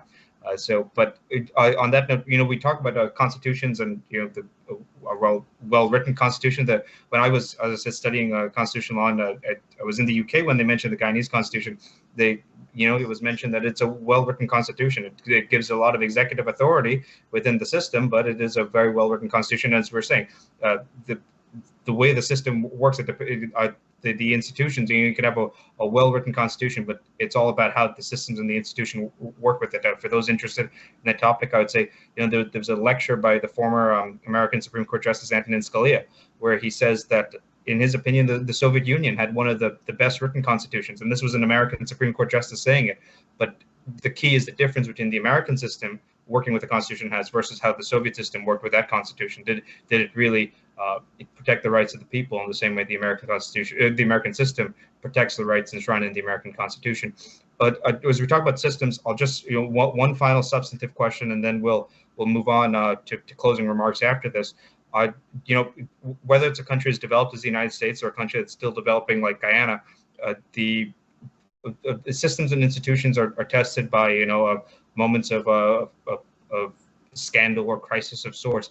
And I was wondering if you could, our guest could opine on how they think the Guyanese political and legal system handled the recent scandal that was dominating the news headlines in Guyana over the past few weeks. The scandal relating to the allegations against Nigel Daramal, that as I was saying, systems and institutions are tested with scandals such as those. Whether it was America with certain scandals in the past, be it the Clinton Lewinsky scandal, Clarence Thomas, Anita Hill, and those allegations, we still study how did we handle that and how do we learn from it as a society. I was wondering, we have esteemed guests here, if they could opine how did the Guyanese system handle it, and how does Guyana moving forward culturally or not deal with that aftermath? I'll start with our senior counsel, Mr. Jonas. So that will take another hour. Yeah. But, I'll do the best I can. When you talk about the system and the judicial system and the prosecutorial system, there are a couple of things you look for. You look for competence and integrity in the police force who will do the prosecution and investigation. You look for competence and integrity in the DPP's office who will do the prosecution. And you look for competence and integrity in the social welfare, social structure system who will protect the victim from influence, from adverse influence. Now, none of those systems work in Guyana. And if anybody doubts me, let me give you this example. When Mark Benshop was being prosecuted for treason, the powers that be, recognizing that the systems that that the ordinary folk rely on don't work, got special prosecutors, PPP lawyers, to prosecute Benshop. When Irfan Ali and Nandlal were prosecuted in their turn, because the then government controlled the apparatus of prosecution and the apparatus of the police. Again, it wasn't done by ordinary police prosecutors. It's known that they're not competent. They're not competent because they're not paid well, so you scrape the bottom of the barrel. So they got PNC lawyers to prosecute these people and to put together and collate the charges. And then when the government changed again and they decided to prosecute James Bond and others, Lowenfield and others, again, they didn't want to rely on the system until you let the system work. What they did is they got specialized professional prosecutors. They imported a couple of them to collate the evidence and to present the evidence because they know that the system that they have administered over Guyana for 50 years does not work. And therefore, if they relied on the system, there would be a massive, colossal, embarrassing failure in those prosecutions. So when the government of the day said, don't worry, have faith in the system, let the system work, everybody in Guyana knew what the end result would be. The systems don't work. And we have evidence that the systems don't work because when it is in the interest of the political powers to get something done, they don't use the system. Thank you, Mr. Jonas. I'll give Mr. Haynes briefly, and then the former president, then we'll wrap up. When we see justice, right, there is the lady with the two scales, right? And she's blinded. And the two scales represent the balancing of justice, represents that, there is probable cause, that we weigh the facts. That's why you hear, we've attended juries before. You're a jury of your peers. You get an opportunity to be analyzed and there's reasonable doubt. The justice system in Guyana is now working. First of all, and one of the things I know Mr. President would agree with me is we first start out by having acting justices. You can't, if I believe if you don't give the Chief Justice and the Chancellor the job, then find somebody else. Because having them act for this while and them doing the job, what is the difference? It makes no sense. So there's these nonsensical things that we do. And if I could be a little more candid and a little more clear here, in the Dharmlal case, in the rape case, you've got a DPP, which is equivalent to the DA here in the United States, which has all reasonable cause. The alleged victim is a teenager. She's underage. She is in a minister's house at a certain time without parents and with her brother. You know, you have alleged tampering of the evidence. The child wasn't even allowed to have attorney or counsel. Is the system really working? Is there any system? I mean, these are the things that we have as a country. We have to look deep down and really say, is this system working? And if a president, and Mr. President, think about it, if a president can give assurances to multinational corporations, it doesn't tell me that they can pass down instructions to the legal system to circumvent it. So today we have a system that is broken, and we have a system that not only has caused shame, embarrassment, psychological damage to a victim and a family, but we have a system that causes psychological damage to a nation. And it is no surprise today when we're talking about is the system working? Every single system that's failing us is a reflection of why we're on that list for top 5. I think we're 3 now for suicide, mental health diseases in a country. Because when a system doesn't work for its people and the people have no way to turn, they become mentally sick, sadly. Mr. President, I'll give you the final word on this matter. And I feel a little bit ambushed in a way because I didn't come to discuss the legal system because I don't think I'm competent enough to discuss the system.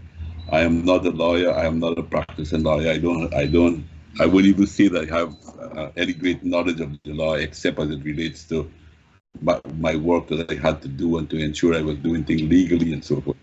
But there are some things that with the Dharamlal case that you're talking about, I will not comment because I think that is still out there. That is still something in big discussion. The president just spoke about that in a press conference he had today, where he was saying that the system was working. He wanted the system to work and so forth. So I wouldn't touch that. I would just tell you. I will tell you this, though. I will tell you this: is that that as president, I have never spoken to a judge or anyone else to bring any decision that I want or that my government want. It was all and I don't think any one of them can say that has happened. And I don't believe that has happened with any PPP government at the time. That is the first instance. But the problem that I fundamentally have with the system is some of the long delays that you have, some of the long time people spend in prison, which to me is horrible. That people spending a long time in prison to have their cases heard. I think that if a case cannot be heard within 2 or 3 years, which is even too long, in my mind, you should free the people and let them go if you don't have the time to listen to their case. I know that this was a matter that came to me when I was president by the Attorney General Anand Lal. He came to me and these were some of the same things he was worried about. We expanded the amount of judges that we were supposed to have at the time. That is some of the time thing that we tried to solve the problem with. And we even passed a law that gives judges 6 months after they've heard a case to put it in writing, because it affects a lot of people when they don't have the case in writing. They can't appeal the case if they want to appeal, and they can many other things affect them in transacting business and what have you. And I don't think the judges don't regard that piece of legislation or that law, because I hear people coming up and they're still complaining about not getting their judgment in writing, and also delay continues. They need to have an expansion. They need to have more judges. I think we need to appoint more judges and so forth. But what I would also say, I mean, I make bold to say this, I might be putting myself in a lot of trouble in mentioning some of my own observation with some of these things. I don't think that many of the judges are unaffected by the politics that happens in the country, and it seems to have an impact on some of their judgment as relates to some of the issues that they have dealt with, and not merely the law.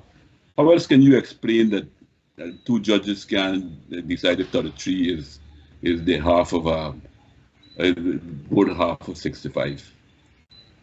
How else can you explain many other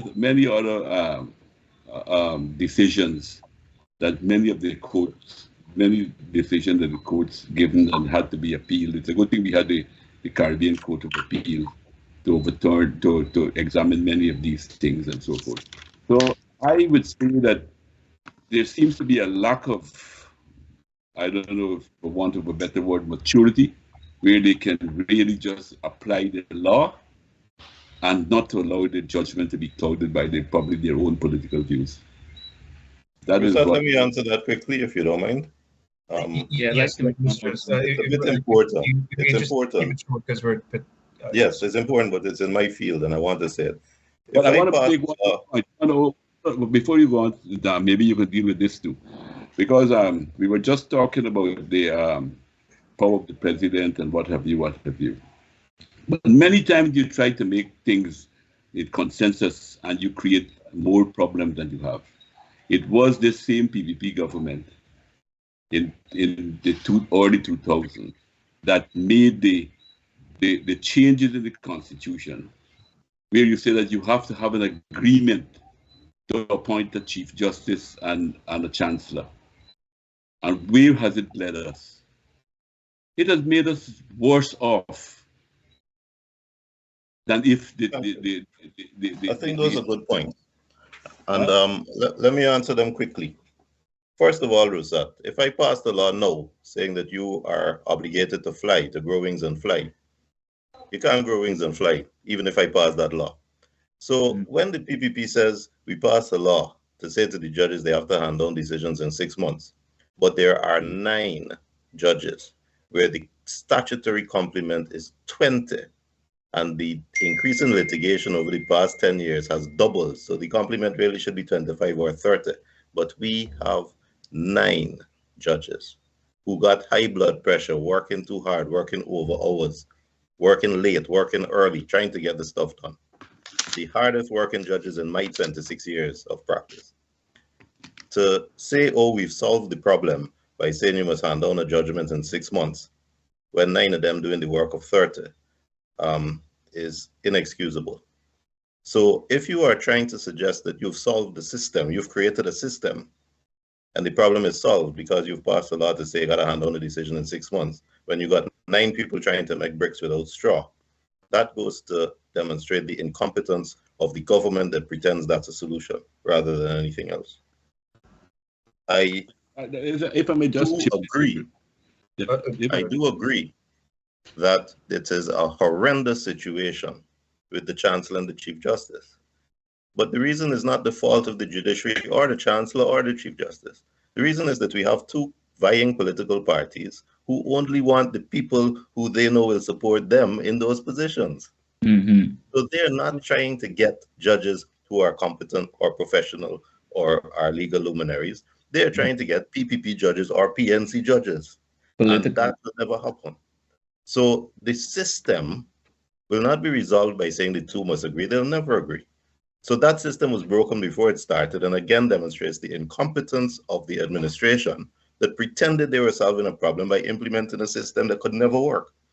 The system that could work is for the judges themselves to, when there's a vacancy, to receive applications, and for the judges themselves by majority decision to decide who they will admit to join their numbers, and for the judges themselves to decide who they want as chancellor and who they want as chief justice. So to delink them, and as Colin said earlier, decentralize. This is the word that is horrific to the powers. They don't want decentralization. Power must be centralized, but decentralize the judiciary, like the Westminster system considers, so that Parliament is independent and can't be stymied when the President refuses to assent, and the judiciary is independent and can do their work even when the politicians say we're keeping you as acting so we can fire you when we want. Our problems are with the politicians, not with anybody else. I totally disagree with. I totally disagree with that. You're taking problems that existed in the past, where people saw that this was a solution. It was not only the PPP and PNC that rewrote the constitution at the beginning of the century. It was a broad committee. It was a very, very broad committee that involved everyone. I see you smiling, but you had people like Miles Fitzpatrick on that. You had a whole set of other people, and then we went. It was a broad committee, but it was two people who made the decisions, and it could not be passed unless both of them agreed. And the two people who had to agree to the changes were the politicians. So they did the best they could, and they got stuck. I think that is totally not true. And you should ask your colleague Ram Karan to tell you he was part of the thing, and he himself write about how much they worked and what amount of work they had doing on this thing. But there were many other people, vast amount of people. It was the largest body, the widest cross section of people you had on that committee that decided many of those things. And the whole question when you're now blaming the politicians, you're coming back to blaming the PPP and the PNC, it was all of them that agreed about this judge business, about appointing these things. Wasn't the PPP and the PNC? And I don't agree with you either.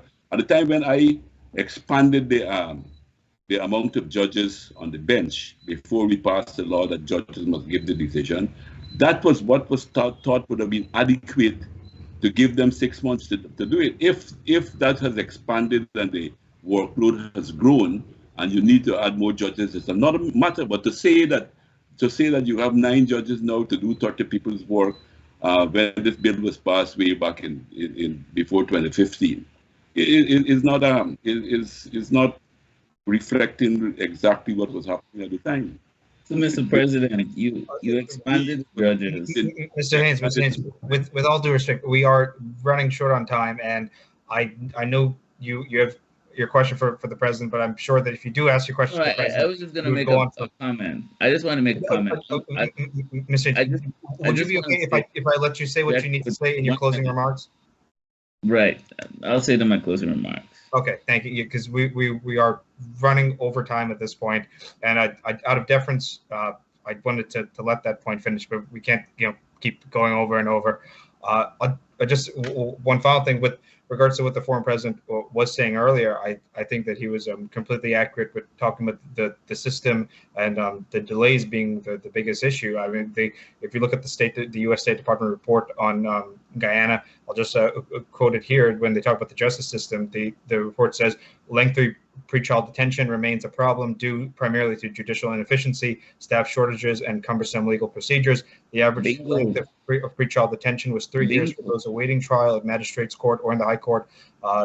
Delays and inefficiencies undermine judicial due process, shortages of trained court personnel, postponements of the request of defense or prosecution, occasional allegations of bribery, poor tracking of cases, and police slowness in preparing cases for trial cause delays. So I know, as Mr. Jonas correctly said earlier, we could go on talking about it for another hour, but that is the State Department report on Guyana's legal system, and it's in line exactly with what the former president was saying is one of the main issues to be focused on, which is fixing the issue of delays. And political intervention, political interference. Mr. Haynes, we're going to go on to the closing remarks and close out the program. So I'll let Mr. Haynes do his closing remarks first, and then Mr. Jonas and then the former president to close the program. So Mr. Haynes, your final remarks. A few years ago, we had a discussion, me and some contemporaries in Ghana. We talked about one scenario. We talked about where a young person or anybody can leave the shores of Guyana, and not even saying that they're going to Canada or the United States or any European countries. They can go to Suriname or they can go to the Caribbean, any one of those countries. But they can leave a broken system, and they can go and they can excel in any other system. All right. And to me, that tells us that it's not a function of our people. Our people have the ability to go beyond and do great things, but it's the systems that are in place. And by default today, we're talking a lot about these systems. So yes, you mentioned there about our legal system. The president had expanded the judges, but then you don't expand the staff. You don't provide educational for them. You don't provide, and even if you do that, Mr. President, you still have to come back and do quality checks. So you see, politicians have this great initiative to farm great ideas. That I've expanded the judiciary. I've put more judges. I've give more money to healthcare. I've put more money into mental health, as the minister says he does. But then you don't have mental health professionals. You don't have the research that is concurrent. You don't have the staff. You don't have the quality check-in. So how do you expect it to get better? You just can't throw money at problems. So our politicians have to reorient from throwing money at problems and making lofty initiatives to actually ensuring that when they're setting systems in place, they all can synchronize under that three mechanism approach: training and education, research and development, and quality assurance. And like I said, in closing, you take that and apply that to anything in the country, and it'll get better. All right, thank you, Mr. Haynes. Mr. Jonas, your final remarks?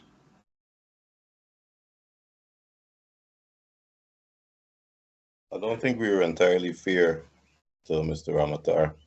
Before the program started, I alerted him that I would be asking him to stay on to have the general discussion, and he did prime that he was going to decline. And somehow we all got caught up, and he stood his ground. I want, first of all, to acknowledge him. I have high personal regard for him, and I consider him to be one of our better leaders with personal integrity. And I enjoyed the conversation that we had this evening. I am sorry we didn't get to talk about systems in the holistic and general way that I think we needed to. I hope on another Globespan program we get to do that. And I hope that my friend Mr. Ramatar will come back, because he has the institutional knowledge, he has the background, he has the experience, and he held the top spot. So I hope we can have a discussion on systems on another occasion. I'm afraid we went astray tonight. All right. Thank you, Mr. Jonas, and Mr. President. It's obviously an honor to have had you on the program. I hope you enjoyed the program. I hope it was fair and respectful to you and a man of your stature. I wanted to be as deferential as possible. But so again, final remarks to the former president, Mr. Dalman Ramatar. Well, first of all, I want to take us back to Ashton Chase to say that maybe this kind of discussion probably was a good one, because he was in the middle of so many controversies in his life that I don't think if he was alive he would have minded us diverting a little bit as we did. But just to mention again that Ashton Chase made contribution in so many different ways that we were happy to have him among us. And as I mentioned in an interview I gave to Starboard News, that I would say the kind of struggles that he participated in from the beginning of his public life, every single Guyanese along the generations that he had lived benefited from his struggles. And I would make bold to say that generations to come will benefit from his struggles because of the quality of work that he has done. Coming back to some of these other more contemporary issues that we were dealing with, I think that, speaking for myself, and I think it happens to administrators, at the time when you're dealing with problems, you have something put in front of you, and to say these are the solutions to the problem that you have. You need more judges. You need more things. I know for a fact that we had a big more than one justice reform program going on. We modernized the court. I think we give them electronic.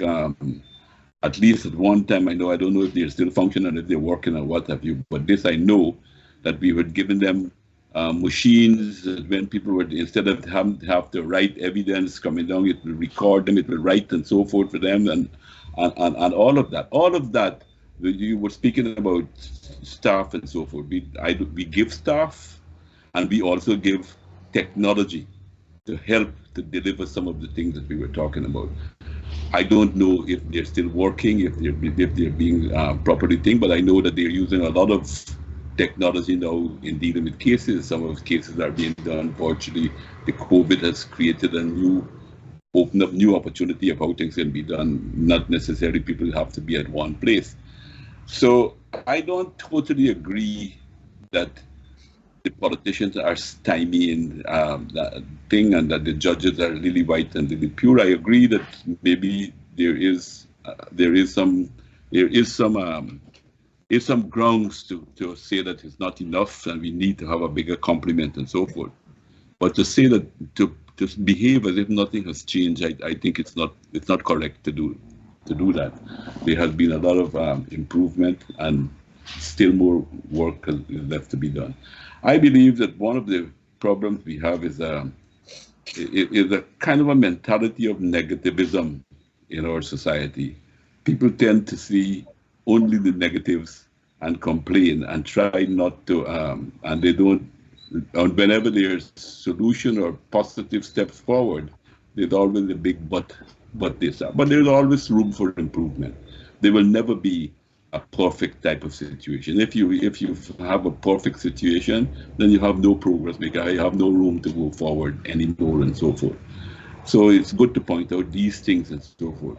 But the point I was making was to point it out in the way of as if it was an intentional decision to do some of these things is wrong. I know that I have sat in the leadership of the PPP for a long time.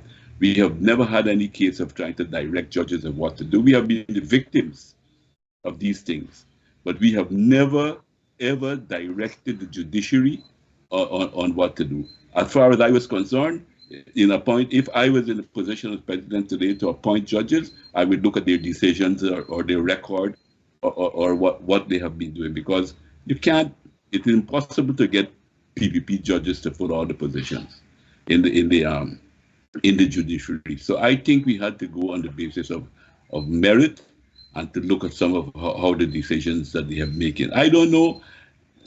As I said, again, I'm stepping on thin ice because I'm not an expert on this subject, but I don't know if there's also a question of reviewing judges' judgment, to look at some of the quality of judgment they have made and how much of them have been torn, how much of them have been knocked out in the process of appeal, and after a few years to decide what you do with these, what you do with them. So that is what I will. That is some of the things I will say, that a lot of things that are being said, it is being portrayed that if these are intentional things, but people are going about to do these things with bad intention. I don't agree with that. I think a lot of the steps that have been taken are always taken for good intention. Unfortunately, we have a political history that seems to be on all of our brains, and somehow around. I hope the last local government election gives some hope that things are changing, and hopefully that they will change for the better in the future. Thank you. Thank you. Sorry, Mr. President. Did you have anything else to add, or? Yeah, I just was thinking. No, I was asking Mr. Ramatar, or the former president, if he was done. Yeah, I'm finished. Thanks. Okay. Thank you so much to the former president. Apologies, Mr. Haynes, but we are over time. I think Mr. Jonas has actually left the program already. But thank you to our guests, Colin Haynes and Mr. Timothy Jonas. Thank you. Special thanks to the former president, Guyana, Donald Ramatar. It was a pleasure to have him on. It's an honor to have him on and share his vast knowledge and experience with us. I hope our audience enjoyed the program tonight. Thank you so much for tuning in. And as we started the program with remembering Ashton Chase, I'll just remind any viewers tuning in now that those in Guyana, there are ceremonies for Ashton Chase. The PP has a remembrance ceremony at Freedom House, Robb Street, tomorrow evening at 6:30. And on the 14th, there will be a farewell tribute at the Parliament Building at 10 a.m. and the cremation will be at Good Hope at 1 p.m. So our program, we started off with remembering Ashton Chase, an icon and stalwart of Guyanese law, politics, and life. And our condolences again to his family and loved ones. And thank you to the former president, Donald Ramatar, for joining us in reflecting on that this evening. So thank you again to our audience. Thank you, Mr. President. Thank you, Mr. Haynes, for sticking on. And thank you to Mr. Jonas for his contributions earlier. Take care. Thank you, Mr. President.